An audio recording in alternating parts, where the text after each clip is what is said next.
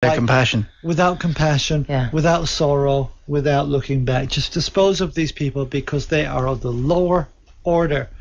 A non-Scientologist is a wog, right? So myself and Joan are wogs. Exactly, which that comes straight from Hubbard's very racist background, if you like. But a non-Scientologist is a wog. You're a lower order human being. The Scientologist is a higher order human being. So you can see it's elitism. Yeah. And then it goes beyond that. The Sea Org member is the highest of all Scientologists. But within the Sea Org, there's hierarchies too.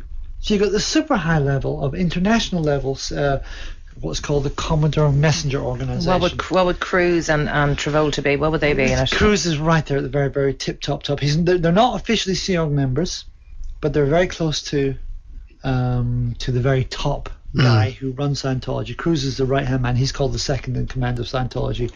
Andrew Morton said that, and I absolutely agree with that 100%. It's incredible. We're speaking to John Duignan here in the inbox in Dublins98, author of The Complex, a book about his 22 years with an eventual escape from. We're going to get to that very shortly indeed, from the Church of Scientology. Just very briefly, what exactly is it, the religion part? Because it seems to me more therapy than religion.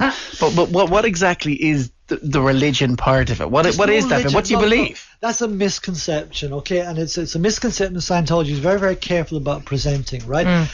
You go into a Scientology quote-unquote church, right? I hope you can see those quotes I just put there, right? Yeah. It's not a church. It is a psychotherapy, and it's a paid-for psychotherapy. In order to do, if you call it a religion, in order to do that religion, to get to clear, it's going to cost you 45 grand. 100% it's going to cost you 45 grand. To go up to the upper levels, because to clear you're only halfway there, you've got to go up to where Tom Cruise is, which is what's called OT7, operating Thetan 7. That'll cost you 100 grand. So 145 grand later, you've made the grade. Okay? Or in my case, I dedicated my complete life. I said, okay, well, I bought into it, obviously. And I said, okay, good. Well, that's salvation. That's my salvation, because in order for me to, my next lifetime, in order to be free next lifetime, I have to dedicate this lifetime to being free. Why? I'm sure people listen, and if you want to text in, you can on 53981. I'm sure people are wondering, why did you stay for 22 years? Well, first of all, again, look, please go out there and buy the book, for God's sakes. I really, and this is not, look, it's not a matter of money for me, right? I don't make much money on that. I'm a poor student now. I've gone back to school. Right. Please go out and buy the book, and you have a little bit more understanding of it. But to give you a little bit of an outline of it, right? You are isolated very rapidly from the real world, from your friends, from your family, from your cultural reference points, right? Within a matter of, look, within 3 months... You're brainwashed, John. Within 3 months, I'd moved from being a well-traveled kind of, yes, I was troubled, obviously, because I got into the organization, but I'd moved from that, and I was in a military camp, literally, it was a military camp in the Southern California desert, marching and chanting L. Ron Hubbard's diktats. That's what I was doing within a matter of months. And of course, any letters that came from my family, they were all opened and they were all read. Any telephone calls I made back, they were monitored. Any letters I wrote were read. Do you see? So I was completely separated from the real world very rapidly. You can imagine, if you've done that for 2 or 3 years, right? My situation was I didn't have any degrees, didn't have any other qualifications when I left Scientology, right? So the idea of leaving Scientology into this big bad world in which you are taught is run by the evil psychiatrist. The evil psychiatrists who have infiltrated the government, who are trying to brainwash you. This is what Hubbard teaches us, you see. You're frightened of the real world because you've got no real reference points. And of course they play in that and play in that and play in that. And tell us this, because very unfortunately I could talk to you all night, but unfortunately we're running out of time.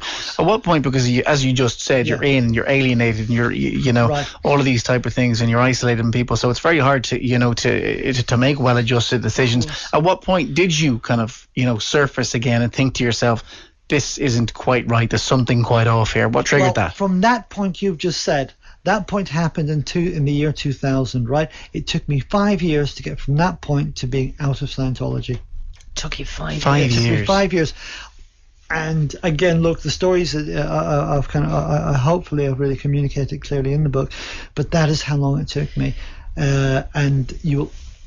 Did you have to break out, John? Did you have to physically break out? They had people. It was a very, very carefully planned operation. They don't let people leave Scientology. You do not leave Scientology. You're not allowed to leave Scientology. They had people watching my house in Ireland, my parents' house, not my house, my parents' house, and they had people going around to all my family in Ireland. The moment they knew I was gone, but I was actually hiding out in northern Birmingham. They thought I was in Ireland, and that was absolutely on purpose because I had to do it that way. In there, I talk about kidnapping and. How many they do? How many? So they actually kidnapping is a practice of the Church of Scientology. They certainly don't call it kidnapping; they call it salvaging. But it's actually. But it happens, and they dress it up something else. You feared for your life, did you? Not my life, but I talk about a thing called the Rehabilitation Project Force, which is literally a prison camp, a mental re-education, re-indoctrination camp, and I literally. I left as quite a high-level member, as a highly respected person in Scientology across the UK and internationally as well. Quite a lot of people really looked up to me. If I could have what's called rooted out, which has gone out through the standard procedure that they have. But that procedure involves demeaning you in front of your friends and peers and people who respected you. So when you leave out as a complete scoundrel. You're a dog. You're banished. So in front of your peers, you're down there, you're digging ditches and you're cleaning toilets and all kinds of stuff. You're covered in shit and all kinds of stuff. And that's, they want to make you look like that, and you're allowed to leave there. But I said, no, I want to send a message to my friends, and I've got you've got to understand this, right? I work with people there who are very, very close and very, very dear to me. And I understand because, well, obviously, look, I went through the same things as they're going through.